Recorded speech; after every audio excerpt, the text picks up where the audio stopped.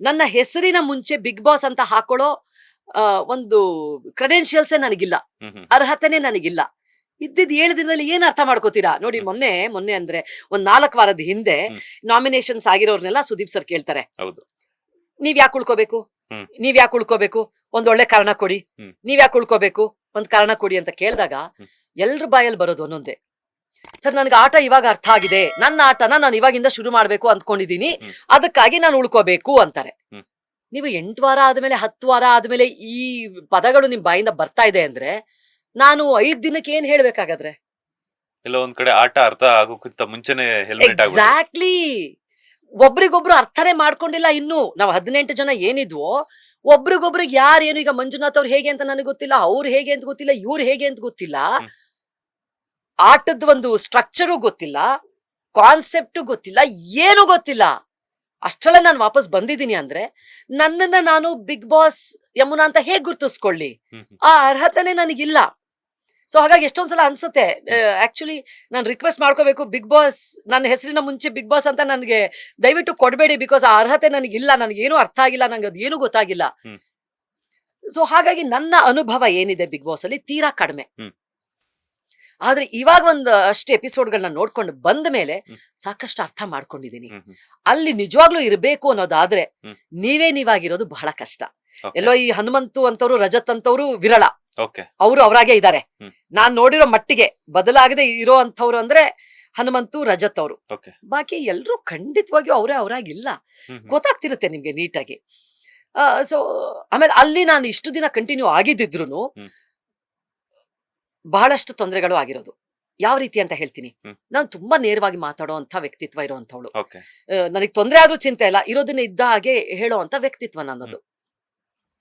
ಅಲ್ಲಿ ಇರ್ಬೇಕಾದ್ರೆ ಒಂದು ಏನು ಕ್ಯಾಪ್ಟನ್ಸಿ ಓಟಕ್ಕೆ ಒಂದು ಟಾಸ್ಕ್ ನಡೆಯುತ್ತೆ. ಅದ್ರಲ್ಲಿ ಏನೇನೆಲ್ಲ ಮಾಡ್ತೀವಿ, ಗಿಮಿಕ್ಸ್ ಮಾಡ್ತೀವಿ, ಬಹಳ ಸೀರಿಯಸ್ ಆಗಿ ತಗೊಂಡು ಆಟ ಆಡ್ತೀವಿ, ಎಲ್ಲ ಮಾಡ್ತೀವಿ. ವೀಕೆಂಡ್ ಅಲ್ಲಿ ಪಾಪ ಸುದೀಪ್ ಸರ್ ಬಂದ್ ಹೇಳೋವರ್ಗುನು ನನ್ನ ಬೆನ್ನ ಹಿಂದೆ ಏನ್ ನಡೆದಿದೆ ನನಗೆ ಗೊತ್ತಾಗಿರ್ಲಿಲ್ಲ. ಅವ್ರಲ್ಲಿ ಹೇಳ್ತಾರೆ ಹಿಂದಿನಲ್ಲಿ ಏನೇನ್ ಡೀಲಿಂಗ್ ಗಳು ನಡೀತು ಅಂತ.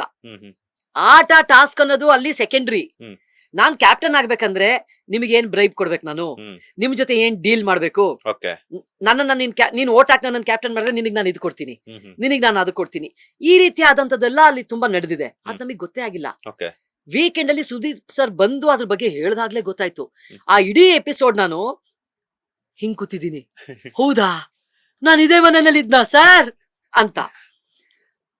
ಅವಾಗ ಬ್ರೇಕ್ ಬರುತ್ತಲ್ಲ ಮಧ್ಯದಲ್ಲಿ, ಆ ಬ್ರೇಕ್ ಟೈಮಲ್ಲಿ ನಾ ಹೇಳಿದೀನಿ, ನನ್ನ ಬೆನ್ ಹಿಂದೆ ಇಷ್ಟೆಲ್ಲಾ ನಡೆದಿದ್ಯಾ, ಇಷ್ಟೆಲ್ಲ ಡೀಲಿಂಗ್ ಗಳು ನಡೆದಿದ್ಯಾ. ಆಗ ಒಂದು ಡೈಲಾಗ್ ಹೇಳ್ತೀನಿ ನಾನು, ನನ್ನ ನಿಜ ಜೀವನದಲ್ಲೇ ನಾನು ಲಂಚ ಕೊಡದೆ, ಬ್ರೈಬ್ ಕೊಡದೆ ಇಷ್ಟು ವರ್ಷ ಬಂದಿದ್ದೀನಿ.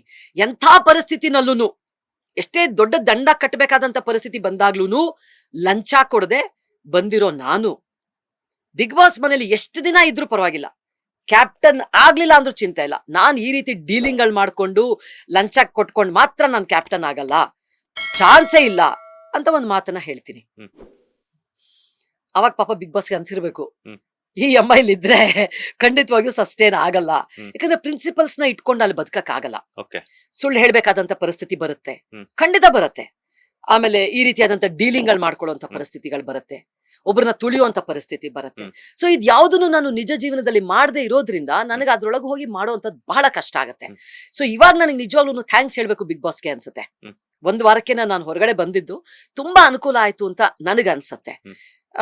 ಯಾಕಂದ್ರೆ ವ್ಯಕ್ತಿತ್ವಗಳನ್ನ ಚೇಂಜ್ ಮಾಡ್ಕೊಂಡು ಅಥವಾ ನನ್ನ ಬಣ್ಣನ ನಾನು ಬದಲಾಯಿಸ್ಕೊಂಡು, ಅಂದ್ರೆ ಫಸ್ಟ್ ಆಫ್ ಆಲ್ ನಂಗೆ ಬದಲಾಯಿಸ್ಕೊಳ್ಳೋದು ಬಹಳ ಕಷ್ಟ ಇದೆ. ಸೊ ಅದು ಒಂದು ಕಡೆ. ಇನ್ನೊಂದು ಕಡೆ ಹೊರಗಡೆ ಬಂದು ಏನು ಒಳ್ಳೇದಾಯ್ತು ಅಂತ ಅಂದ್ರೆ, ಲೇಟೆಸ್ಟ್ ಹಾಗೂ ಇಂಟ್ರೆಸ್ಟಿಂಗ್ ಸುದ್ದಿಗಳಿಗಾಗಿ ಬಾಸ್ ಟಿವಿ ಕನ್ನಡ ಚಾನೆಲ್ನ ಸಬ್ಸ್ಕ್ರೈಬ್ ಮಾಡಿ, ಹಾಗೆಯೇ ಬೆಲ್ ಐಕಾನ್ ಪ್ರೆಸ್ ಮಾಡಿ. ಇದರ ಜೊತೆಗೆ ಫೇಸ್ಬುಕ್, ಇನ್ಸ್ಟಾಗ್ರಾಮ್, ಎಕ್ಸ್ ನಲ್ಲೂ ಮಿಸ್ ಮಾಡದೆ ಫಾಲೋ ಮಾಡಿ.